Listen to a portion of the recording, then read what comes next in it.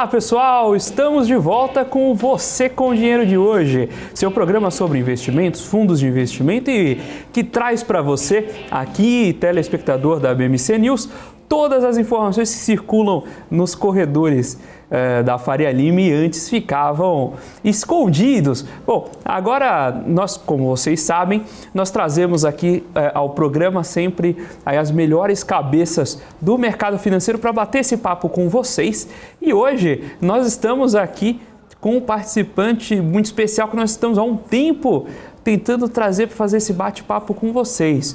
Hoje nós vamos falar novamente sobre o mercado de ações, vamos falar sobre análise fundamentalista, análise de empresa, naquele nível que você gosta, naquele nível de você com dinheiro, mas nós vamos trazer para esse bate-papo ninguém mais, ninguém menos que o Phil Soares, CFA e especialista da Orama Investimentos. Phil, muito obrigado por aceitar o nosso convite.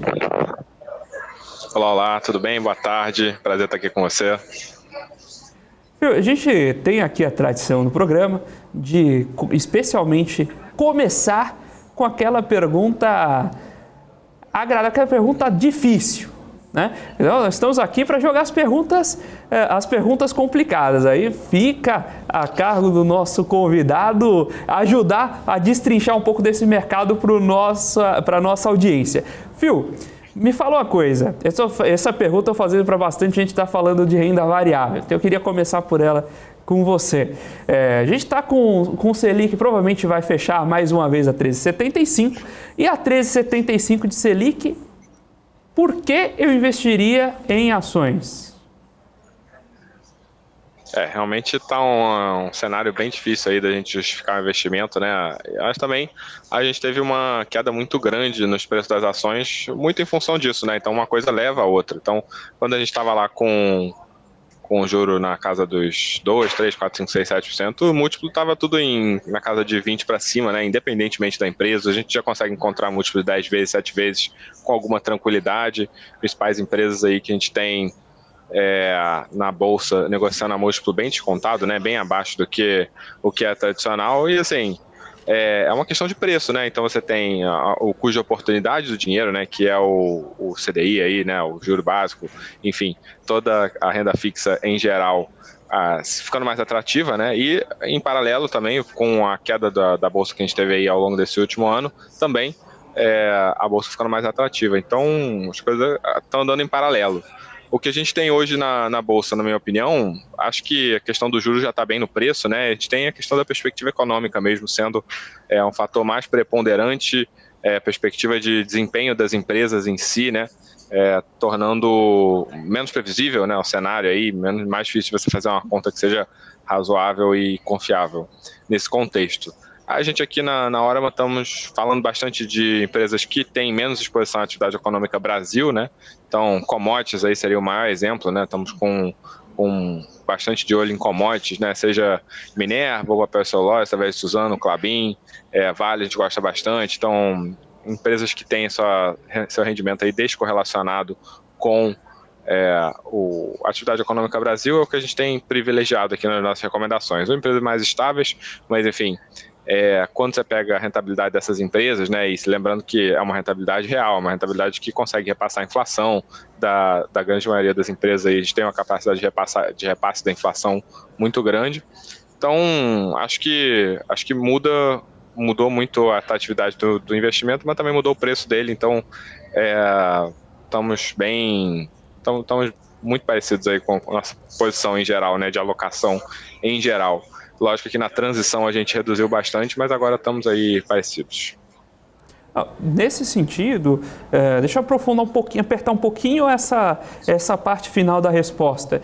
Você comentou sobre olhar ativos menos correlacionados com a economia Brasil. O que a gente, naturalmente as exportadoras, mas o que a gente tem de análise setorial? O que em termos de setores, podem ser boas alternativas para se investir nesse momento? Tanto por essa questão de proteção, né, pela incerteza de cenário, quanto pelo que a gente já viu de cenário, quem pode se aproveitar?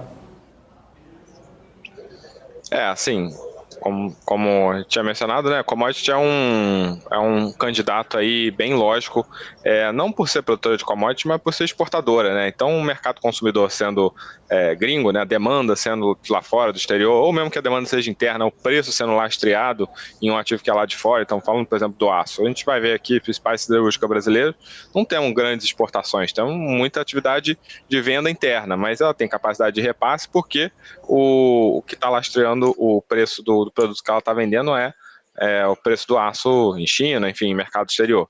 Então, o ponto todo não é muito ser commodity, né? O ponto todo é você ter o seu desempenho econômico aí atrelado ao mercado exterior, né? E com baixo índice aí de ancoragem na atividade econômica do Brasil. A gente teria, por exemplo, lá fora tem outros setores que têm essa característica que a gente tem menos. Então, a indústria, por exemplo, a gente tem alguns pontos da indústria aí.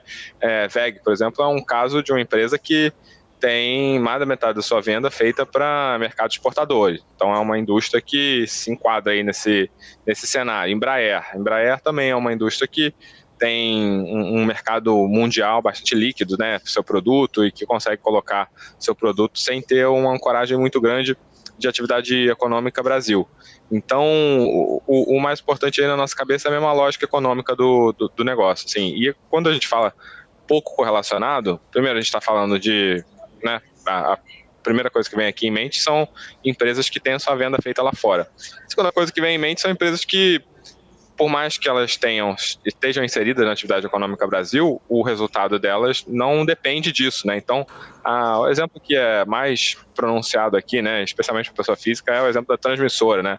Falando aí de Taesa, Alupar, Transmissão Paulista, são empresas, por exemplo, né, que recebem uma taxa fixa por operar, que independe da quantidade de energia que circule naquele fio. Então, a energia elétrica já é um segmento aí de infraestrutura que é razoavelmente descorrelacionado, mas transmissão ainda mais, né? Então, a rentabilidade da transmissão vai depender quase que 100% aí da disponibilidade da linha, né? Então, operacional da companhia e também do governo honrar seus contratos, né? Das empresas honrarem seus contratos, depende disso. Então, segurança jurídica e pronto, acabou. Então, uma vez isso cumprido, ela vai ter uma determinada quantidade de receita lá para receber e vai ter o seu resultado, independentemente de se o PIB vem 4, 3 ou 2 ou 1.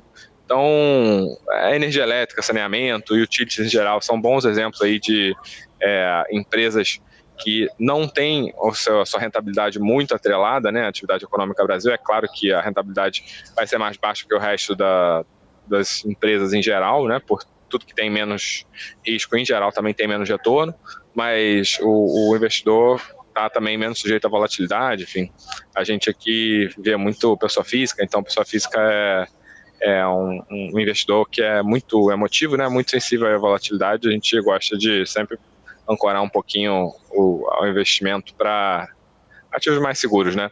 Temos bancos também, bancos que até razoavelmente exposto à atividade econômica, mas menos do que muitos outros setores, né? Então, no outro lado do espectro, a gente tem varejo, consumo, serviços, aí setores muito expostos à atividade econômica. Bancos exposto sim, mas alguns um pouco menos, né? Então, os bancões, né? Banco ABC é um exemplo de um banco que é menos atrelado à atividade econômica. Tem uma empresa ou outra que a gente consegue encontrar que tem esse tipo de perfil defensivo, né? Telecom, utility. Então, a gente vê dessa forma, assim, a gente vê um cenário econômico que está incerto, né? Bastante ruído político. Agora, nessa última semana e meia, a gente teve menos, né? Mas uma política econômica que a gente não sabe para onde é que vai e uma incerteza fiscal grande, né? Enquanto o governo não se posicionar de uma forma bastante enfática e a respeito de como é que vai se dar a política econômica ao longo desses próximos 4 anos, eu acho que o cenário vai continuar incerto. A gente vai ter uma política de investimentos aí bem tímida por parte das empresas em geral, especialmente aquelas que dependem muito de cenário econômico brasileiro, e por isso que a gente está falando mais, está recomendando mais empresas que sejam mais independentes desse tipo de indicadores. Tem aqui um participante no chat que comentou que tem sentido muita concorrência em e-commerce no Brasil, né? A gente teve a divulgação de resultados de algumas empresas de e-commerce, como elas têm ganhado capilaridade no Brasil, e aí ele traz essa questão. com esse avanço do e-commerce estrangeiro, aumentando sua qualidade, né, que a gente sabe que tinha um problema de interface, a gente está acostumado com um formato, uma interface diferente. Então, casos de grandes empresas como a Amazon, por exemplo, tinham problemas para entrar e operar no Brasil.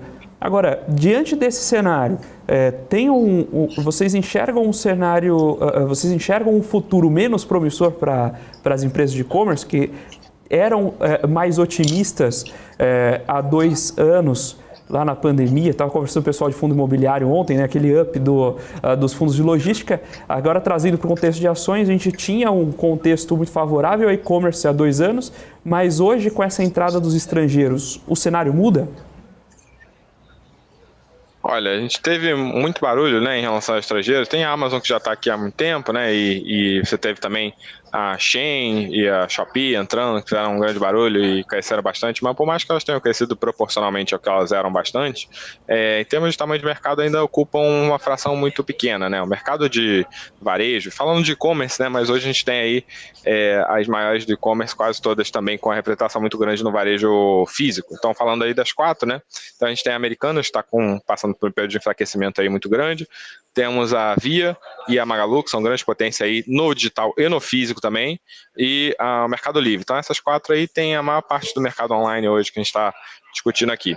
E o que a gente viu ao longo da pandemia, né, falando aí de segundo semestre de 2020, 2021 inteiro, foi por conta das restrições à circulação de pessoas, a fechamento de comércio, a gente teve uma migração muito mais acelerada, né? Essa é uma tendência que a gente acredita que aconteceria de qualquer jeito, mas foi acelerada, né? Foi intensificada, foi potencializada pelas medidas restritivas do Covid. Então, o varejo online passou por um ciclo de crescimento que foi artificial, né? E depois a gente teve estamos experimentando aí a normalização dessa componente, né? Então, empresas, o mercado como um todo tendo uma estabilização ou até mesmo uma queda nas vendas por causa do retorno do varejo físico. A forma que a gente vê o varejo hoje, primeiramente, as novas entrantes vindo do estrangeiro se mostraram aí com um voo de galinha, né? Então, um crescimento que foi muito forte no início, mas que deixa a desejar em momentos posteriores. O varejo é um negócio muito competitivo, né? Então é muito difícil de operar. Aqui no Brasil, a gente está hoje com uma perspectiva de ganho de market share das que sobraram, né? Porque afinal de contas a Americanas está passando por um período muito complicado aí da sua história. É uma empresa que tinha uma fatia de mercado muito grande, né? Papo de 20% aí do mercado online era dominado pela Americanas, já tinha um marketplace muito consolidado, tinha uma venda online muito consolidada aí, na casa dos 20, 30 bi de GMV só online. Então, uma empresa que realmente ocupava um espaço muito grande e agora, com o enfraquecimento da Americanas, a gente vai ter, com certeza, um ganho de market share, especialmente das 3 demais. Então, quanto que o Mercado Livre vai ocupar desse espaço, quanto que a Magalu vai ocupar desse espaço, quanto que a Via vai ocupar desse espaço, que é a questão. Mas a gente está aqui na casa com a perspectiva de varejo online para essas 3 empresas, né, do varejo discricionário, que são as maiores que têm o maior market share, uma perspectiva até positiva, porque a gente acredita que vai ter bastante espaço para ser tomado aí por todas essas empresas. Incluímos Magalu na nossa carteira recomendada, e estamos de olho em todas elas, que a gente acredita que é uma situação muito específica, né? Então não estamos falando nada de cenário macro, de atividade econômica ainda disponível, estamos falando de uma situação específica desse setor que, na nossa opinião aqui, encontra uma oportunidade aí bem local de ganho de market share por parte dessas 3 empresas. Perfeito. Pessoal, estamos batendo esse papo com o Phil Soares hoje, especialista da Orama Investimentos. Regis, antes que você pergunte, a meta hoje é bater os 400 likes. Então, pessoal, dedo no like aí, você que está acompanhando pelo YouTube, não se esqueça de deixar a sua curtida.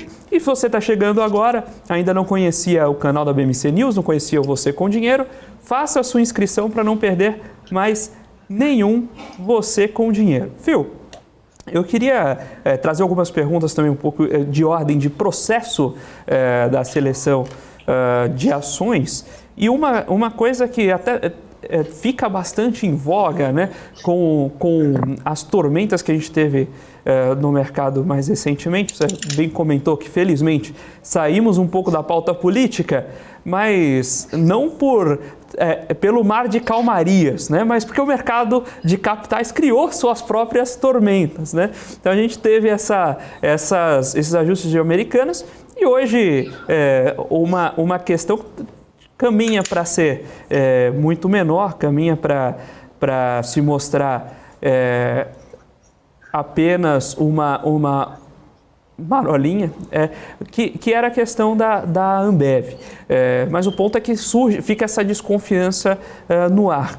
E o que eu queria perguntar nesse sentido como vocês enxergam, quando vocês olham um case, vocês olham uma tese de investimentos, onde ficam as pessoas nesse processo seletivo? Faz sentido investir numa empresa com bons fundamentos, uma boa história, mas com uma gestão, por exemplo, não validada, ou com uma gestão que fique aquela pulga atrás da orelha? Então, vale a pena investir em empresas boas com pessoas eventualmente não tão boas na gestão? Então, tudo tem seu preço, né? Nossa linha geral aqui é sempre de olhar com bastante cuidado, né? O controlador.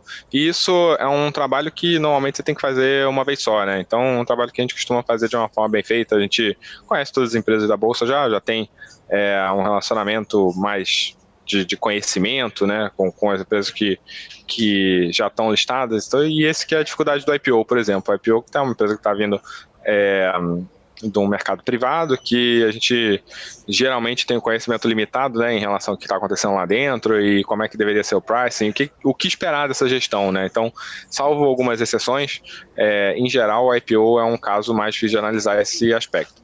Mas a gente sempre olha com bastante cuidado para o controlador, sempre olha o que o controlador fez em outras empresas, sempre olha o que o controlador fez em outras situações no passado, e com certeza muitas das empresas que estão na Bolsa hoje estão operando a desconto, né, a múltiplo barato, muito em função de uma perspectiva do mercado de que esse controlador, que essa gestão não seja feita da melhor forma possível, não seja feita de uma forma satisfatória aí que vai beneficiar o acionista minoritário. Então temos alguns exemplos aqui, exemplos como, por exemplo, do Pão de Açúcar, né, o Grupo Pão de Açúcar, que sempre operou em desconto em relação aos seus pares, que é um grupo que é controlado pelo controlador Casino, que é o controlador que está em recuperação judicial, né, o que seria o equivalente à recuperação judicial lá na França, que teve um short seller muito importante aí, que colocou um relatório bastante impactante em 2015, que fez todo um case de investimento short.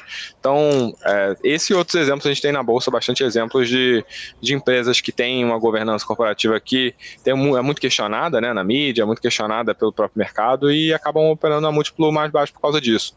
Então, nem todo case de empresa com múltiplo baixo, empresa que parece muito descontada, uma boa oportunidade de investimento, e com certeza o controlador, ou no caso, o tomador de decisão, né? Então, no caso da corporation, a gente não tem controlador, o tomador de decisão seria o board, seria a diretoria.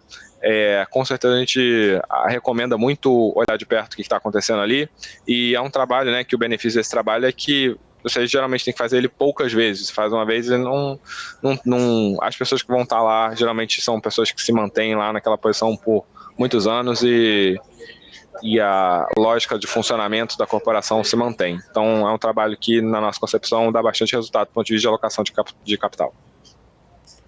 Vocês, quando olham e constroem, né, as teses, vocês olham essencialmente, no seu time na hora, mas vocês olham essencialmente mercado local, não é isso? Sim, olhamos no Brasil, esporadicamente a gente olha empresas no exterior, muito também quando são empresas que competem diretamente com empresas brasileiras ou quando são pares de setores que a gente não tem pares aqui, né, como por exemplo Pets, tem algumas empresas na Bolsa do mercado de varejo de Pets, ou Vale, que a gente tem Rio Tinto, BHP, operando no estrangeiro, são competidoras, mas via de regra o nosso foco é mercado brasileiro mesmo. E nesse processo de seleção, né, para as teses vocês deixam no pipeline de recomendação, vocês geralmente olham do micro caso para cima, ou vocês olham primeiro o cenário macro e vão afunilando? No jargão, né, down, bottom up. A gente tem uma cabeça mais bottom-up mesmo, a gente olha muito o case especificamente, né? A gente tenta identificar boas oportunidades ali de investimento. Num país como o Brasil não tem como você ser 100% bottom-up, porque especialmente num negócio como o nosso, né, de corretora, varejo, o varejo está sempre muito ligado em movimentação de curto prazo, o varejo está sempre inquieto em relação à volatilidade, então a gente tem que olhar o macro assim, a gente tem que estar sempre ligado no que está acontecendo e tem que ter uma preferência, um discurso em relação ao momento de curto prazo aí de empresas e de setores, mas a gente dá um carinho especial aí para a questão do micro mesmo, né, da empresa, como é que ela se posiciona ali dentro do contexto do negócio em que ela opera. E o nosso foco principal aqui é o bottom-up mesmo, é o case específico da empresa, né, que a gente está recomendando ali para o nosso investidor.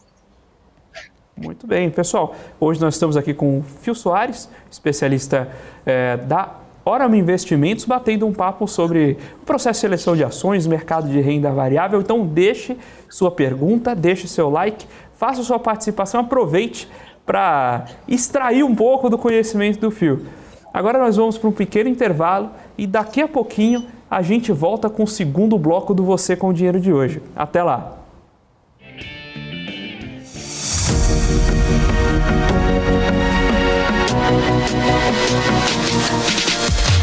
BMC News, informação que gera valor.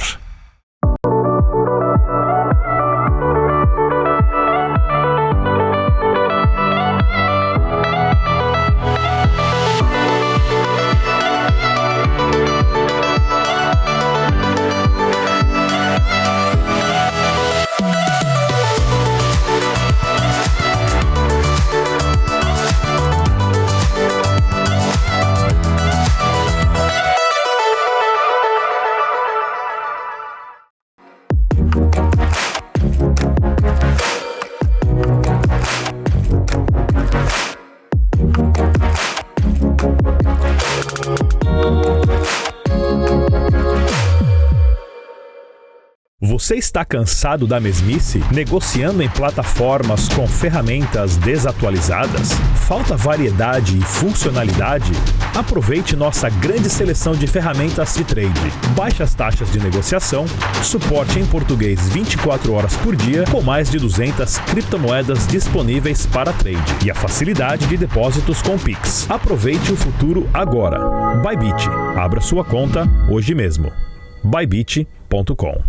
Se você quer investir em commodities, mas não sabe como, nós temos um recado.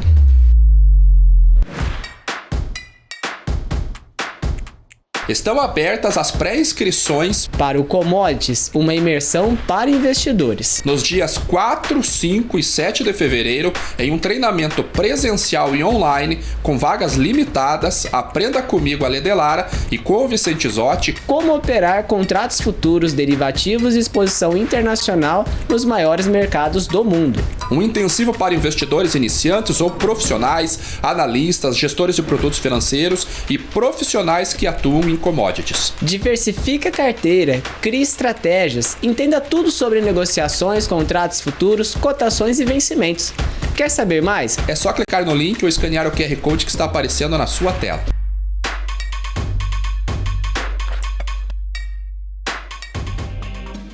Olá pessoal, estamos de volta com Você com o Dinheiro de hoje, com a participação do Phil Soares, batendo esse papo conosco sobre renda variável, mercado de ações no Brasil. E você que estava aí no intervalo deve ter acompanhado o lançamento da Semana com o Dinheiro, o fundo melhor que o meu. Então se você investe em fundos e quer saber se está na melhor opção, visite lá fundomelhorqueomeu.com.br, lance o seu fundo lá e veja se os nossos algoritmos descobrem um fundo melhor e parecido e com uma performance melhor que a do seu fundo. Se você está chegando agora no canal do BMC News, não se esqueça de fazer a sua inscrição.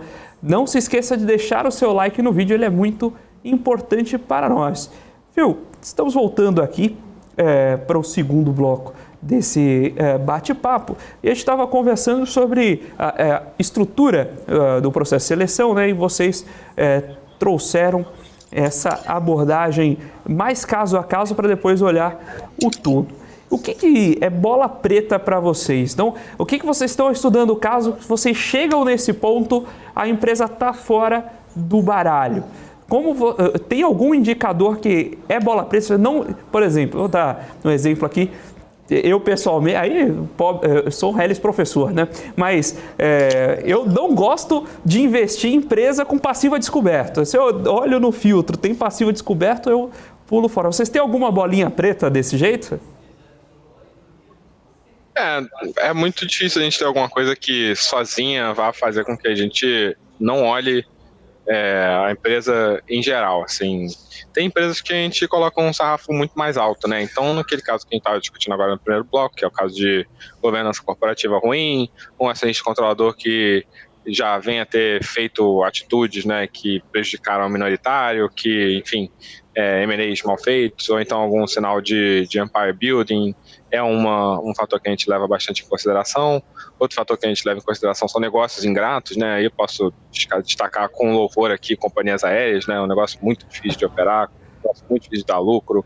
E a gente tem, por exemplo, Gol e Azul, duas empresas são tocadas de maneira excelente, né? Tanto o Kakinoff quanto o Nielemann são executivos excelentes, fazem um ótimo trabalho, mas é um negócio muito difícil mesmo de se operar, um negócio que tem a regulamentação muito estrita, um negócio que tem prestadores de serviço muito especializados, cobram muito caro, um negócio que é difícil de você operar com a ANAC, é um negócio que tem um consumidor sensível a preço. Então, uma coleção de fatores difíceis, né, que fazem com que a gente exija um pricing muito, muito mais favorável, né, um múltiplo muito mais barato do que o que é normal para os outros negócios, para a gente vir a dar uma recomendação. Então, o fator do negócio para a gente pesa muito, né, qual é o negócio que a empresa opera, né, então tem negócios que levam algum desaforo para casa, que você pode tolerar uma gestão que não seja tão de ponta, outros negócios que, muito pelo contrário, que mesmo a gestão sendo de ponta, negócios dão um prejuízo, como por exemplo, mencionei aqui, aéreas, e a gente olha com muita atenção mesmo o negócio e a governança, tá? Então esses são os dois pontos que a gente olha com mais atenção e mais estima. O preço é sempre o que está balançando para o outro lado. Então, vou falar que é uma bola preta? Não, mas eu vou exigir um preço muito mais favorável que eu exigiria normalmente. Provavelmente eu não vou dar recomendação de compra no papel nesse viés. Tem um livro que eu gosto muito que ilustra muito bem essa situação, que é o livro do Bill Browder, né, que é o Red Alert, lá, o Alerta Vermelho. Aí ele comprou uma empresa que é uma empresa, né, ele é o primeiro cara que investiu na Rússia, vai comprar uma empresa de petróleo, a empresa de petróleo, pela conta dele, né, tá num preço que, se a gestão fraudulenta tivesse roubado 97% do patrimônio da empresa, ela estaria valendo mais ou menos o que ela estava valendo naquele momento. Então, é o tipo de conta que você faz para ver se vale a pena ou não, né? Mesmo uma empresa que você já sabe que está roubando, nesse preço específico aí até vale a pena. Então, acho que tudo é uma questão de preço no final. Então, essencialmente, se você tem quando você tem uma tese dessa, você vai aumentando os prêmios de risco, isso vai jogar o seu target price para baixo e muito provavelmente ele vai ficar fora do preço de mercado, mas se ainda assim tiver desconto suficiente para ficar abaixo do target price, você vai estar sempre olhando ali, é isso? Exatamente, contanto que você faça uma alocação, né, que seja pequena o bastante para... É quase que quanto mais você vai ficando mais arriscado, você vai virando uma opção sem preço, que é uma opção sem vencimento, né, que a gente fala. É um preço muito descontado, que se der certo você ganha muito dinheiro e não tem um vencimento. Então, uma ação que está num múltiplo muito descontado, tem um perfil muito arriscado, a gente trata como uma opção, com uma exposição muito baixa, e num evento de ela vir vingar, né, vir dar resultado, dar lucro, você tem um retorno, você tem que ter um retorno que seja grande o suficiente para fazer alguma diferença no retorno total do seu portfólio, que, né, se você fez a conta direitinho, vai ser o caso para um investimento desse. O Hamilton Borges aqui mandou sobre passivo a descoberto. Não passivo descoberto, passivo a descoberto é o termo usado para quando a empresa tem um PL negativo, essencialmente. Ou seja, você tem um passivo oneroso superando os ativos de proteção, você acaba tendo PL virado ou passivo a descoberto. Né? Muito bem, vamos lá, pessoal. Então, seguindo aqui com as perguntas, tem uma questão aqui, a gente já vai entrando em algumas questões mais macro do processo de decisão de investimento, né? A gente tem visto uma busca do investidor brasileiro em posições no exterior, né? Então, buscar alguns veículos para ter esse acesso, ou mesmo via fundos de investimento, tem essa tendência, essa busca do investidor pelo mercado estrangeiro. Existem mais oportunidades de bolsa estrangeira aqui no local? Lógico, em volume, sem dúvida, a bolsa americana 10 vezes a bolsa, 20 vezes a bolsa brasileira. Mas é certo olhar a bolsa estrangeira como local de mais oportunidades? Depende do que você chama de oportunidade, né? No caso, se você olhar para a bolsa americana, né? Falando de bolsa americana aqui, que geralmente é para onde vai o dinheiro que é investido lá fora em ações, né? O dinheiro brasileiro que é investido lá fora em ações, muito comumente vai para a bolsa americana. Bolsas de mercados emergentes geralmente são bolsas que têm empresas de menos risco, né? Então estão inseridas num ecossistema com menos insegurança legal, com a política monetária, econômica, fiscal mais estável. Então, são empresas que tradicionalmente são menos arriscadas, né? Empresas maiores, inseridas em mais mercados, um índice mais diversificado.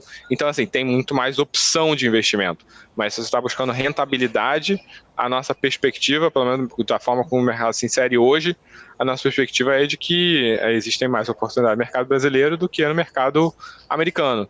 E, assim, não precisa só falar de bolsa, né? A gente é só olhar a renda fixa, mesmo com todas essas altas aí que a gente tem em taxa de juros americana, a renda fixa americana, mesmo falando de taxa real, a renda fixa americana ainda está infinitamente mais barata mais cara do que a renda fixa brasileira, oferecendo menos rentabilidade, e é assim que tem que ser mesmo, né? Então a gente está inserido no mercado emergente, a gente está inserido no mercado de uma economia pequena, um mercado com menos liquidez, um mercado com menos segurança jurídica, econômica, financeira. E então é natural, quando você tem mais risco, você tem mais retorno. Então, falando de oportunidade de ganhar dinheiro com investimento, a gente acredita que o mercado brasileiro seja mais bem fornecido de oportunidade, tanto em ações quanto em renda fixa, do que o mercado americano nesse momento. Muito bem. Dentro dessa busca, eu tenho visto também essa discussão de como entraram investidores no mercado de renda variável, especialmente naquela onda pós-Covid. Na verdade, tenho duas perguntas a respeito desse tema, mas eu queria começar pela história, né? Como entrar? Faz sentido, se você está começando a investir agora, faz sentido investir direto sozinho ou é melhor começar via um fundo de ações para sentir o risco no mercado antes de dar um segundo passo e escolher suas próprias ações? Eu acho que são duas escolhas separadas, tá? Quando alguém me pergunta isso aqui na corretora, uma coisa é o seu nível de conhecimento e intimidade com o que é o mercado de ações, né? Que é um mercado que você tem precificação diária, é um mercado mesmo, né? Não é um título de renda fixa bancário que você tem a marcação na curva ali. Então é uma situação. E outra situação é o quanto que você está disposto a investir de energia, né? O quanto que vale a pena para você investir em energia. Porque se você tiver um capital muito baixo, o tempo que você vai gastar ali talvez seja melhor investido no seu próprio trabalho, e o alfa que você vai gerar, né, em cima daquele capital que é pequeno, não compense, assim. Então você tem que pensar sempre o tempo que você gasta no seu investimento sendo um competidor do tempo que você gasta no seu trabalho, que é a sua atividade principal de ganhar dinheiro. Quanto mais o seu capital é grande, mais atenção você deveria dar para investimentos, porque um ponto percentual a mais que você vai ter de rentabilidade é um valor financeiro maior, mais representativo no contexto do seu portfólio, do seu pool de recursos.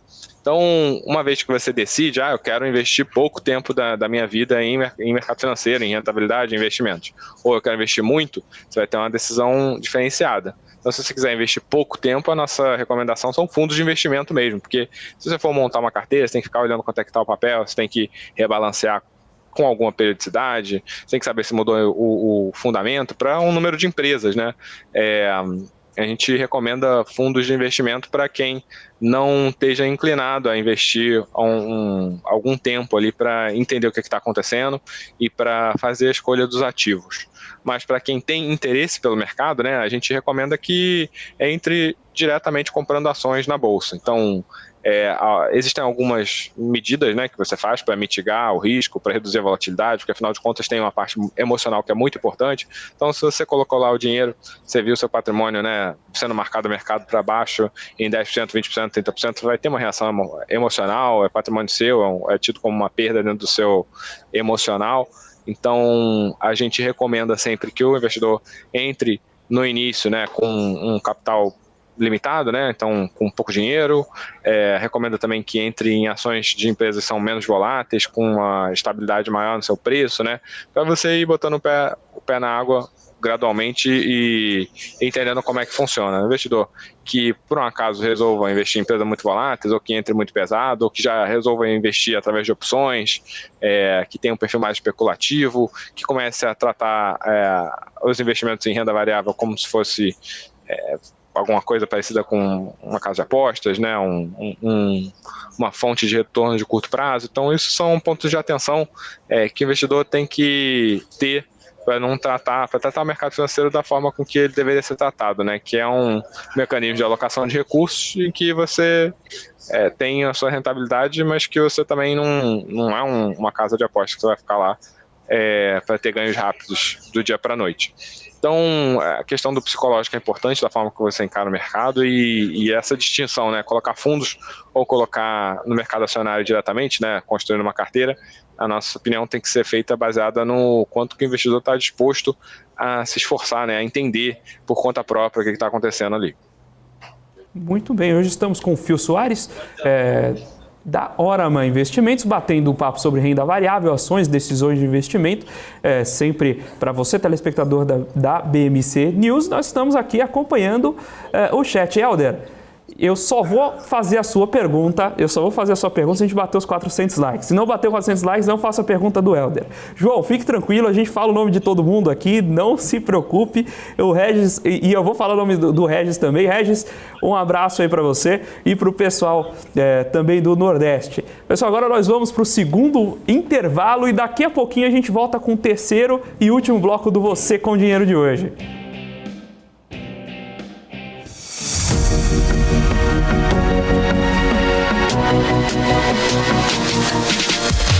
BMC News, informação que gera valor. Atenção, investidor! Se você ainda não tem commodities na sua carteira, Você pode perder uma grande oportunidade em 2023. para investir em commodities não é necessário ser um fazendeiro. Mas é preciso conhecer algumas particularidades desse mercado, que é um dos maiores do mundo.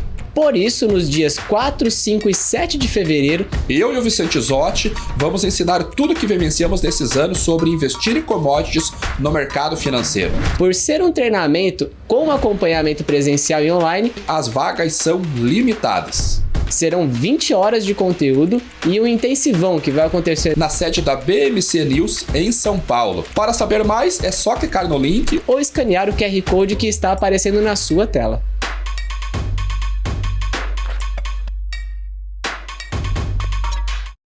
As empresas que fazem parte do seu dia a dia estão em uma das maiores bolsas do mundo, a Nasdaq. E a boa notícia é que você pode investir nessas empresas diretamente pela Avenue, sua corretora nos Estados Unidos. Com os dados das ações dos Estados Unidos fornecidos pela Nasdaq em tempo real, o cliente Avenue pode acessar diretamente as maiores bolsas do mercado americano. Entre neste mercado de tecnologia e inovação. Acesse avenue.com.br/Nasdaq e seja bem-vindo ao mercado global.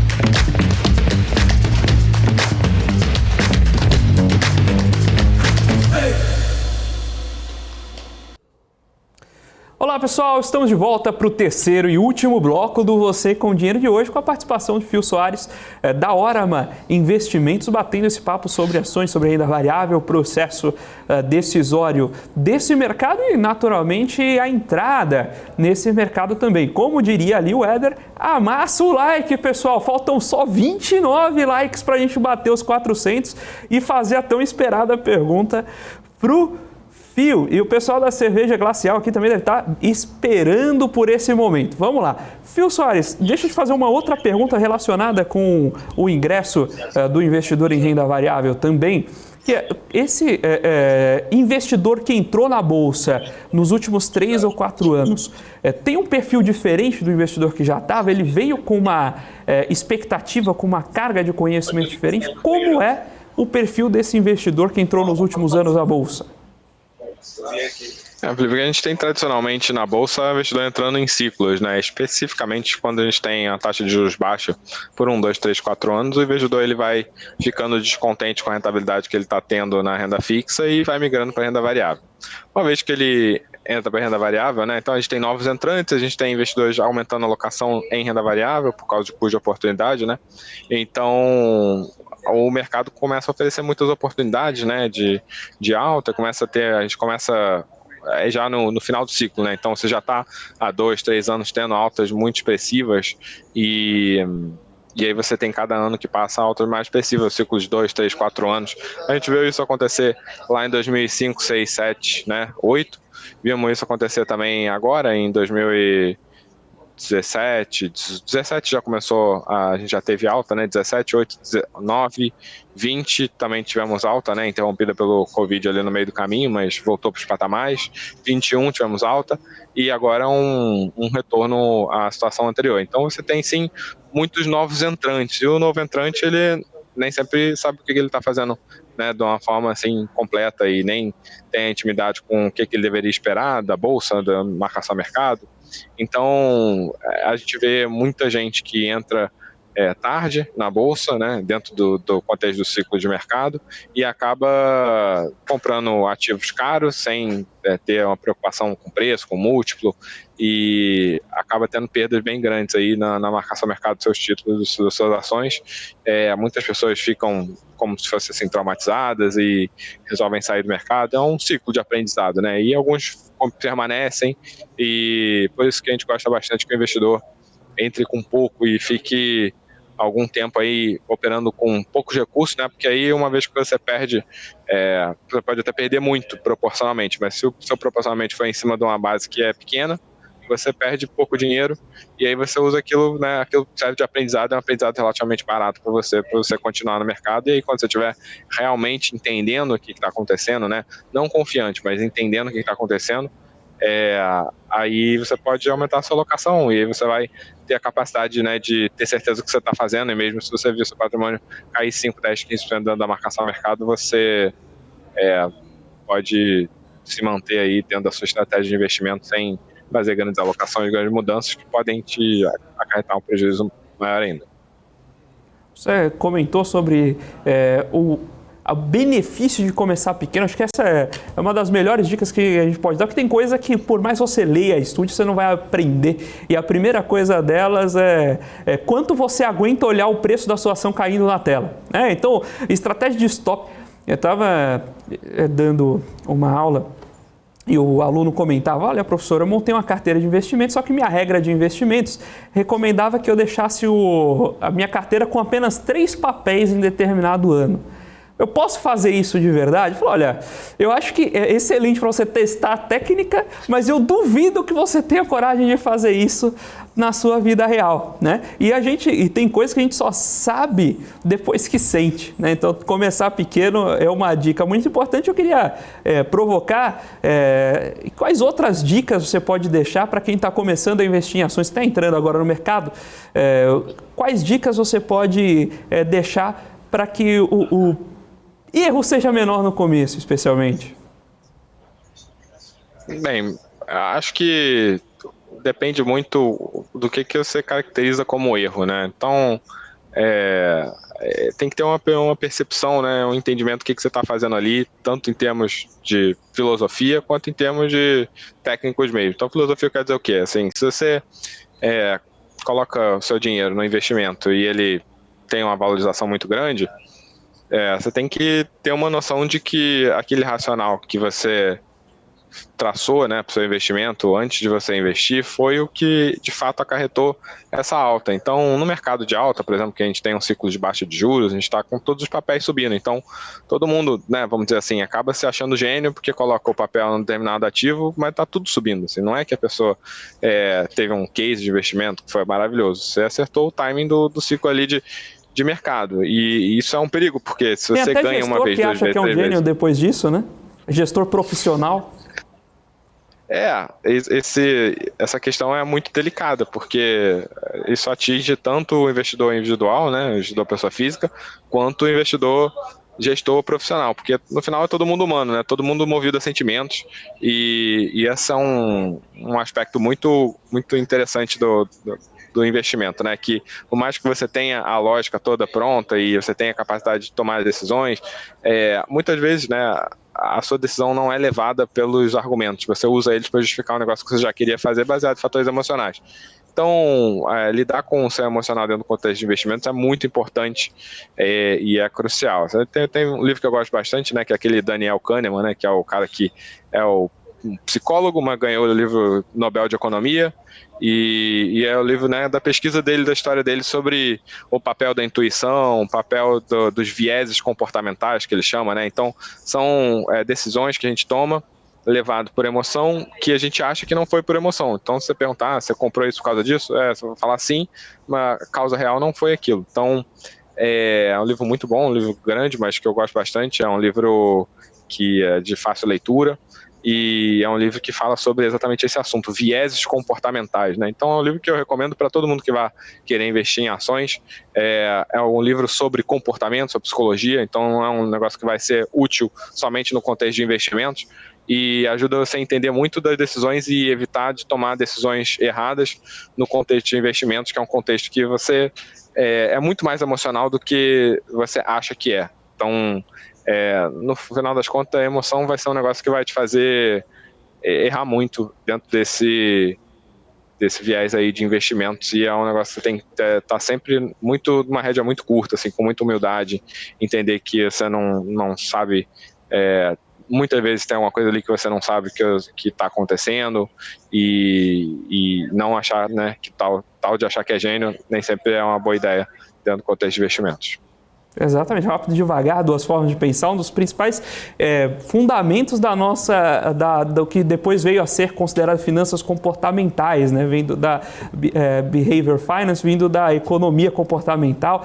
Tem o artigo deles, né, de 1974, Kahneman e Tversky, mas o livro é de fato bastante acessível para quem quer se introduzir a esse tema. Então fica aí a recomendação de leitura também do Phil para quem está nos assistindo. Phil, batemos aqui os 400 likes, tem uma pergunta que agora eu não posso mais deixar de fazer.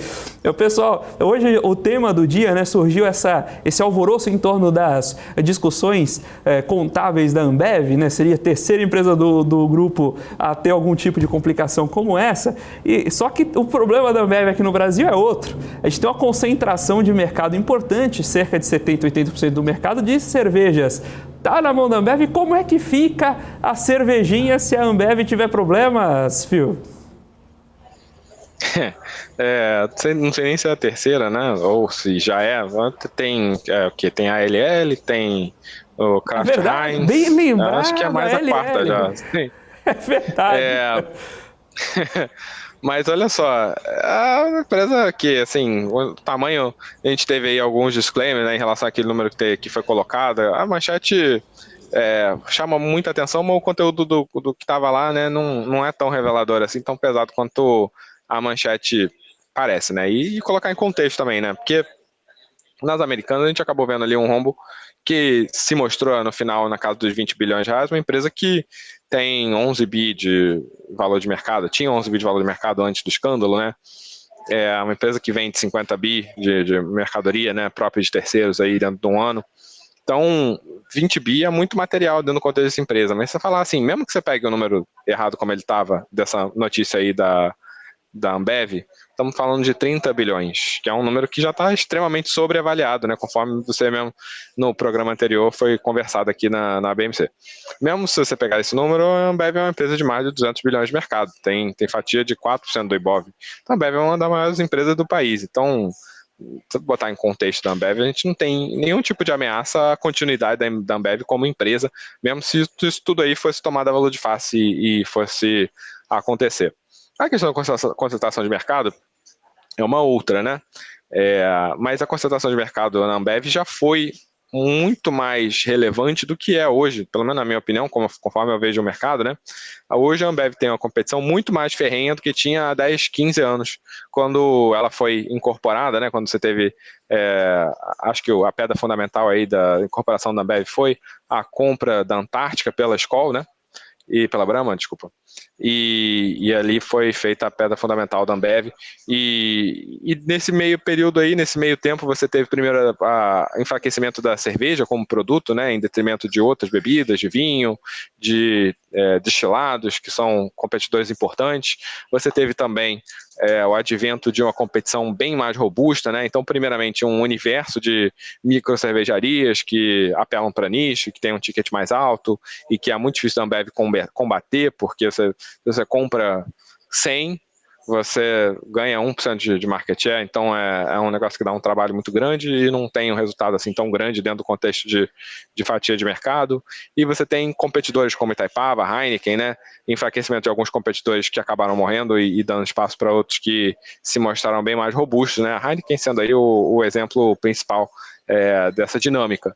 Então, eu acredito que o mercado de cerveja, os últimos 10, 15 anos, né? Os últimos 10 anos, a Ambev tem reagido até num passado recente, falando dos últimos 2, 3 anos, mas a Ambev perdeu muito da potência que tinha ali na sua incorporação e é um mercado bem mais competitivo do que a gente viu na criação da Ambev.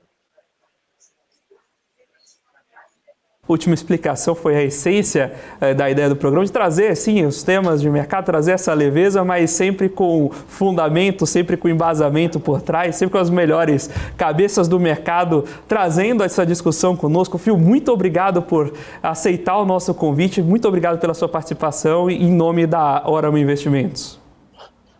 Opa, prazer é meu estar aqui com vocês. Muito boa tarde para todo mundo aí. Qualquer ponto que queira entrar em contato com a gente, temos no nosso site de análise.oramo.com.br, pode ficar à vontade. Boa tarde e bom trabalho aí para todo mundo. Maravilha. Pessoal, muito obrigado a você que acompanhou Você com Dinheiro, participou, trouxe suas dúvidas, deixou o seu like, nós batemos aí a marca dos 400 likes durante o programa. Muito obrigado e até amanhã. Amanhã nós voltamos com Você com Dinheiro. Fique agora com o Top News para o fechamento de mercado e a participação de Débora Oliveira. Até lá!